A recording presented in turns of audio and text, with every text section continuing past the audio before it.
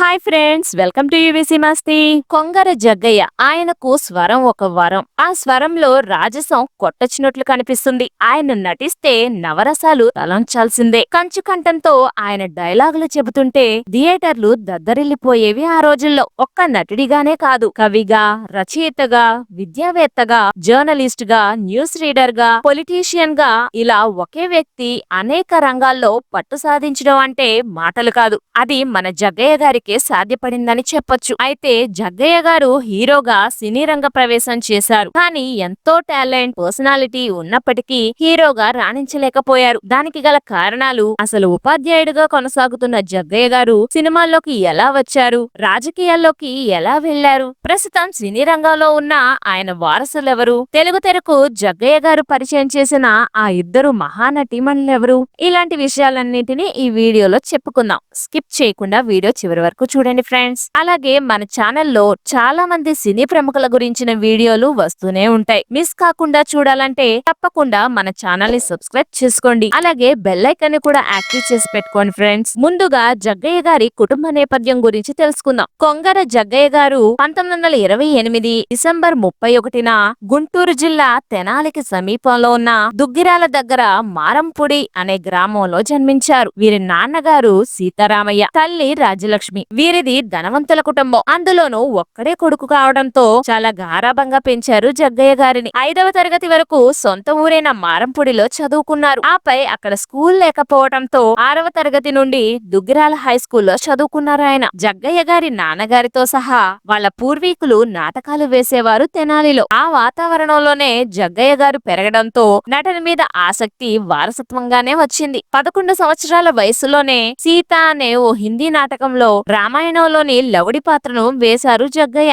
జగ్గయ్య గారు నాటకాల్లోనే కాదు, చదువులో కూడా ఫస్ట్ ఉండేవారు. హై స్కూల్లో ఉన్నప్పుడే పద్యాలు కూడా రాసేవారు. హై స్కూల్లో చదువుతున్నప్పుడే స్వాతంత్ర ఉద్యమం కోసం పాటుపడుతున్న కాంగ్రెస్ సోషలిస్ట్ పార్టీలో చేరి తెనాలి శాఖకు కార్యదర్శిగా పనిచేశారు. వార్తాపత్రికలు జనాలకు చదివి వినిపించి జనాలను చైతన్యవంతం చేసేవారు. ఇక ఇంటర్మీడియట్ కి వచ్చేసరికి ఇండియన్ హిస్టరీ, పాలిటిక్స్ తో పాటు తెలుగును స్పెషల్ సబ్జెక్ట్ గా తీసుకున్నారు జగ్గయ్య. 1944లో ఇంటర్ పూర్తి చేశారు. గుంటూరులో ఉన్న ఆంధ్ర క్రిస్టియన్ కాలేజ్ లో డిగ్రీలో జాయిన్ అయ్యారు. అదే కాలేజ్ లో అప్పుడు నందమూరి తారక రామారావు గారు కూడా చదువుకునేవారు. కాలేజీలో జరిగే నాటకాల్లో ఇద్దరు ఎక్కువగా పాల్గొనేవారు. ఎన్టీఆర్, జగ్గయ్య గారు కలిసి కాలేజ్ లో చదువుకునే రోజుల్లోనే ప్రముఖ నటుడు ముక్కామల గారు నడిపే నవజ్యోతి నాటక సంస్థలో కూడా చురుగ్గా పాల్గొని అనేక నాటకాలు వేసేవారు. ఆ సమయంలోనే ముక్కామల గారు ఎన్టీఆర్ గారికి డైలాగ్ లో బేస్ రావాలంటే చుట్ట తాగాలని చెప్పి పొగ తాగడం అలవాటు చేశారట. ఆ వివరాలన్నీ ముక్కామల గారికి సంబంధించిన వీడియోలో వివరంగా చెప్పాను. ఓసారి ఆ వీడియో కూడా చూడండి. సరే, ఇక జగ్గయ్య గారి విషయానికి వస్తే జగ్గయ్య గారి నాన్నగారు స్వాతంత్రం కోసమని, నాటకాల కోసమని ఉన్న ఆస్తినంతా కోల్పోయారు. దాంతో జగ్గయ్య గారు ఉద్యోగం చేయాల్సిన పరిస్థితి ఏర్పడింది. బిఏ పూర్తి చేశాక ఏదోలా ప్రయత్నించి 1948లో దుగ్గిరాల హై స్కూల్లో ఉద్యోగంలో చేరారు. స్కూల్లో పాఠాలు చెబుతూ స్కూల్ అయిపోయాక రైల్లో బెజవాడకు వెళ్లి కాలేజ్ ఫ్రెండ్ అయిన ఎన్టీఆర్ గారితో కలిసి రిహార్సల్స్ చేయడం, నాటకాలు వేయడం చేసేవారు. దుగ్గిరాల హై స్కూల్లో టీచర్ గా ఉన్నప్పుడు అదే స్కూల్లో చదువుతున్న నిప్పాణి జానాబాయి అనే పిల్లను ఢిల్లీ రాజ్యపతనం అనే నాటకంలో డాన్స్ వేసే అమ్మాయి పాత్ర కోసం ఎంపిక చేసుకున్నారు. ఆ పాప మరెవరో కాదు, ఆ తర్వాతి కాలంలో ప్రముఖ హీరోయిన్ అయిన జమున గారే. విచిత్రం ఏంటంటే హీరోయిన్ అయ్యాక జమున గారు జగ్గయ్య గారి పక్కన హీరోయిన్ గా కూడా చేశారు. అలాగే అరుణోదయ నాట్య మండలి సంస్థలో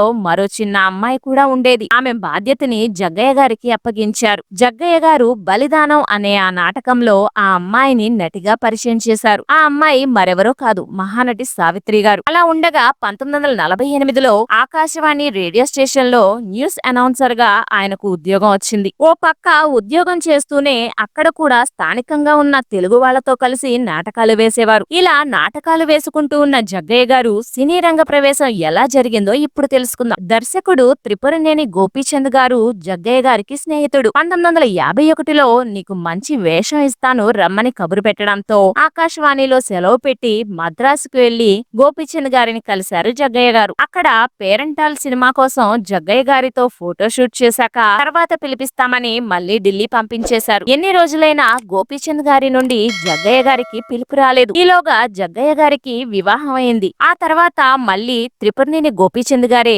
జగ్గయ్య గారిని రమ్మని లెటర్ రాసి ఈసారి ఖచ్చితంగా మంచి వేషం ఇస్తానని మాటిచ్చారు. ఆ సినిమా పేరు ప్రియురాలు. ఈ సినిమాలో హీరోగా అవకాశం ఇచ్చారు. ఈ సినిమాలో చేస్తున్నప్పుడే ఆదర్శం అనే మరో సినిమాలో హీరో అవకాశం వచ్చింది. ఈ సినిమా వచ్చాక మూడోసారి పాలేర్ అనే సినిమాలో హీరో అవకాశం వచ్చింది. ఒకేసారి 3 సినిమాలు రావటంతో ఆకాశవాణి వారిని సెలవు పొడిగించమని అడిగారు. కానీ అందుకు వాళ్ళు ఒప్పుకోలేదు. దాంతో జగ్గయ్య గారు ఉద్యోగానికి రాజీనామా ఇచ్చేశారు. ప్రియురాలు సినిమా 1952లో విడుదలై ఫ్లాప్ అయింది. దాని తర్వాత ఆదర్శం అనే సినిమా విడుదలైంది. ఈ సినిమా కూడా ఫ్లాప్ అయింది. ఈ 2 సినిమాలు ఫ్లాప్ అవ్వడంతో పాలేరు సినిమా షూటింగ్ జరుపుకోలేదు. దాంతో అవకాశాలు రాలేదు. అవకాశాలు ఏమాత్రం రాకపోవటంతో సినీ పరిశ్రమలో ఉండాలా ఇంటికెళ్లిపోవాలా అని సందిగ్ధంలో పడ్డారు. ఆ సమయంలోనే హెచ్ఎం రెడ్డి గారు వచ్చి బీదల ఆస్తి అనే సినిమా, ఆ తర్వాత బిఎన్ రెడ్డి గారు బంగారు పాప అనే సినిమాలో హీరో అవకాశం ఇచ్చారు. బంగారు పాప 1954లో విడుదలై మంచి విజయాన్ని అందుకుంది. ఈ సినిమాతో జగ్గయ్య గారికి సినీ పరిశ్రమ వదిలి వెళ్లే అవకాశం రాలేదు. 1955లో వచ్చిన అర్ధాంగిలో విలన్ పాత్ర పోషించారు. ఆ తర్వాత నుండి జగ్గయ్య గారికి అందరూ క్యారెక్టర్ ఆర్టిస్టులుగా అవకాశాలు ఇవ్వడం మొదలుపెట్టారు. అలా తండ్రిగా, బాబాయిగా, అన్నయ్యగా ఎన్నో సినిమాల్లో నటిస్తూ వచ్చారు. జగ్గయ్య గారు కూడా హీరోగా కంటే కూడా వైవిధ్యం ఉన్న పాత్రలో నటించడానికి ఎక్కువ మక్కువ చూపేవారు. తన దగ్గరకు హీరోగా వేషం వేయమని వచ్చిన వాళ్లకు కూడా ఆ సినిమాలో ఏదైనా మంచి వైవిధ్యం ఉన్న పాత్ర ఉంటే హీరోగా వద్దని ఆ పాత్రలోనే నటించేవారు జగ్గయ్య. కానీ పౌరాణికాలు, జానపద సినిమాల్లో ఆయన పెద్దగా నటించలేదు. పౌరాణికాలకు, జానపదాలకు తన బాడీ లాంగ్వేజ్ సెట్ కాదని గ్రహించిన ఆయన ఆ వైపు ఎక్కువగా వెళ్లలేదు. సాంఘిక చిత్రాల్లోనే తన సత్తాను చాటుతూ వెళ్లారు. అలా 1970 వరకు సుమారు 450 నుంచి 500 సినిమాల్లో నటించారు. నటుడిగానే కాకుండా 100కు పైగా సినిమాలకు డబ్బింగ్ ఆర్టిస్ట్ గా కూడా పనిచేశారు. అలాగే నిర్మాతగా కూడా మారి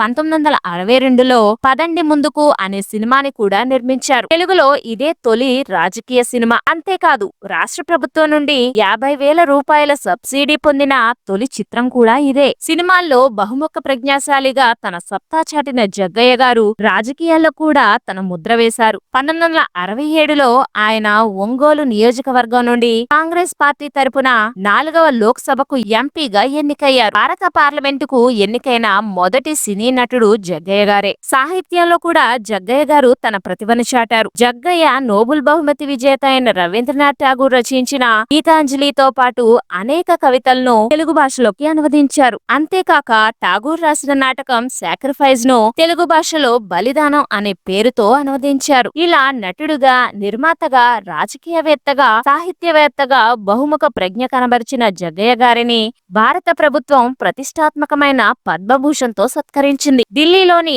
సంస్కృత విశ్వవిద్యాలయం కళావాచస్పతి అనే బిరుదుతో జగ్గయ్య గారిని సత్కరించింది. ఇక జగ్గయ్య గారి కుటుంబ విషయానికొస్తే జగ్గయ్య గారికి 2 కొడుకులు, 2 కుమార్తెలు ఉన్నారు. అయితే వారెవ్వరూ సినీ రంగంలోకి రాలేదు గాని వారి అన్నగారి మనవడైన సాత్విక్ కృష్ణ బుల్లితెర మీద రాణిస్తున్నారు. కోయిలమ్మ, అగ్నిసాక్షి లాంటి సీరియల్స్ లో ఆయన నటించారు. అయితే 2004వ సంవత్సరం మార్చి 5వ తారీఖున 76 సంవత్సరాల వయసులో చెన్నైలో గుండెపోటుతో జగ్గయ్య గారు మరణించారు. ఇది ఫ్రెండ్స్ కళావాచస్పతి జగ్గయ్య గారికి సంబంధించిన వివరాలు. ఈ వీడియో గురించి మీ అభిప్రాయాలను కింద కామెంట్ బాక్స్ లో రాయండి. మా వీడియో నచ్చినట్లయితే మర్చిపోకుండా లైక్ చేయండి. అలాగే మరింత మంది ప్రముఖుల గురించి తెలుసుకోవడానికి మా ఛానల్ సబ్స్క్రైబ్ చేసి పక్కనే ఉన్న బెల్ ఐకాన్ ను కూడా ప్రెస్ చేయండి friends. Thanks for watching friends.